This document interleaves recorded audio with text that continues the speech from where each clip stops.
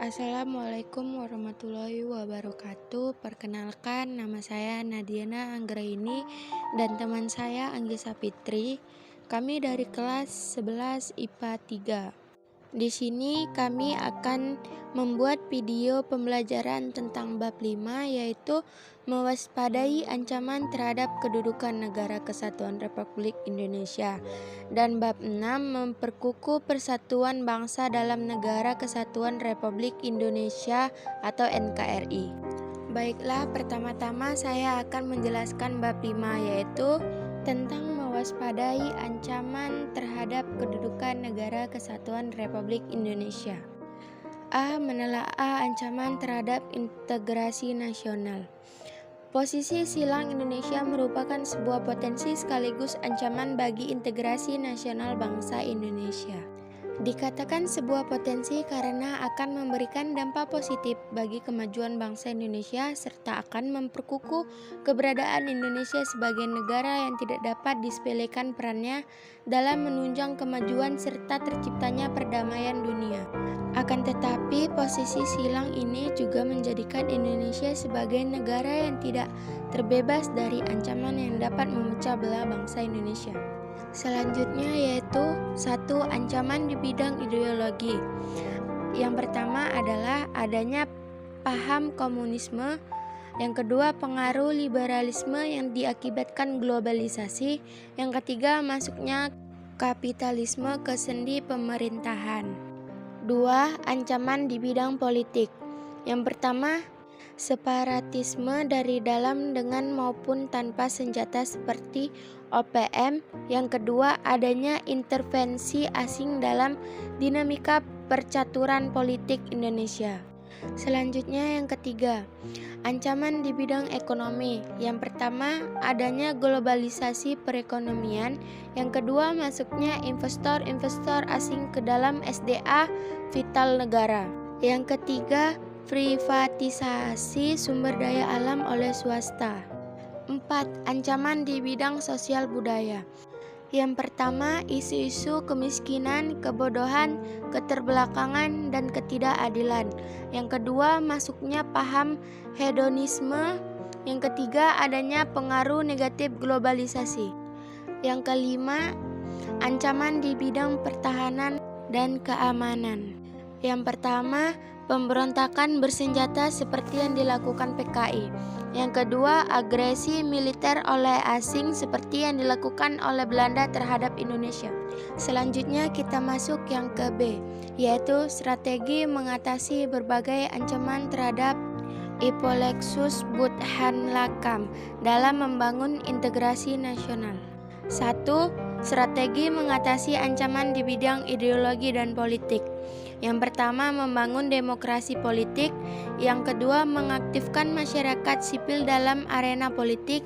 Dan yang ketiga, mengadakan reformasi lembaga-lembaga politik agar menjalankan fungsi dan perannya secara baik dan benar. 2. Strategi mengatasi ancaman di bidang ekonomi. Yang pertama, perekonomian berorientasi pada kesejahteraan rakyat. Yang kedua, tidak bergantung pada badan-badan multilateral seperti IMF, Bank Dunia, dan WTO. 3. Strategi mengatasi ancaman di bidang sosial budaya.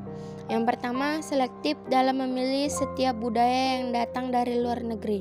Yang kedua, menciptakan kebinekaan di antara sesama rakyat. Yang ketiga, negara mencegah masuknya setiap budaya yang bertentangan dengan budaya Indonesia. Dan yang terakhir yaitu 4. Strategi mengatasi ancaman di bidang pertahanan dan keamanan. Yang pertama, tiap-tiap warga negara berhak dan wajib ikut serta dalam usaha pertahanan dan keamanan negara. Yang kedua, menggunakan sistem pertahanan dan keamanan rakyat sementara atau Sishankam-Rata.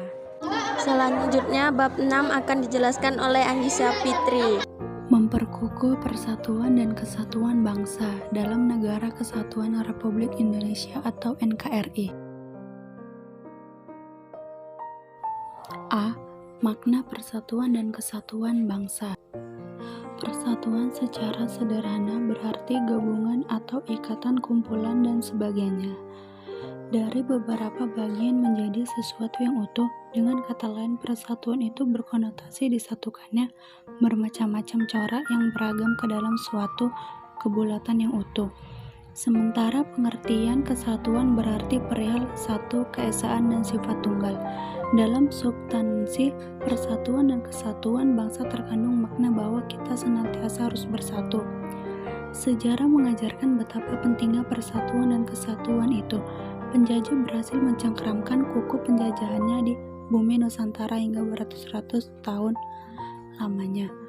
Karena kita melupakan senjata kita yang ampuh, yaitu persatuan dan kesatuan bangsa. Konsep kesatuan yang dianut bangsa Indonesia meliputi aspek almiah atau konsep kewilayahan dan aspek sosial atau politik sosial, budaya, ekonomi, pertahanan, dan keamanan. Kesatuan wilayah meliputi darat, laut, dan udara. Kebulatan ini sesuai dengan politik kewilayahan yang kita anut, yakni wawasan Nusantara. Wawasan Nusantara adalah cara pandang dan sikap bangsa Indonesia terhadap diri dan lingkungannya dengan mengutamakan persatuan dan kesatuan bangsa serta kesatuan wilayah dalam penyelenggaraan kehidupan bermasyarakat, berbangsa, dan bernegara. Hakikat dari wawasan Nusantara adalah kesatuan bangsa dan keutuhan wilayah Indonesia. B. Kehidupan bernegara dalam konsep Negara Kesatuan Republik Indonesia atau NKRI. Konsep NKRI menurut Undang-Undang Dasar Negara Republik Indonesia tahun 1945. Pasal 1 Ayat 1 UUD Negara Republik Indonesia tahun 1945 yang merupakan naskah asli mengandung prinsip bahwa negara Indonesia ialah negara kesatuan yang berbentuk republik.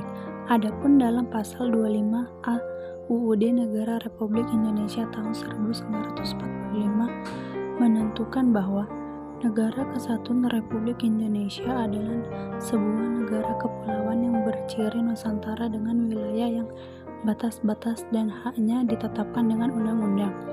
Dengan demikian, dapat disimpulkan bahwa negara Indonesia adalah negara kesatuan berbentuk republik yang wilayahnya merupakan kesatuan dari ribuan pulau yang terletak di antara Samudra Pasifik dan Samudra Hindia, serta di antara benua Asia dan Australia.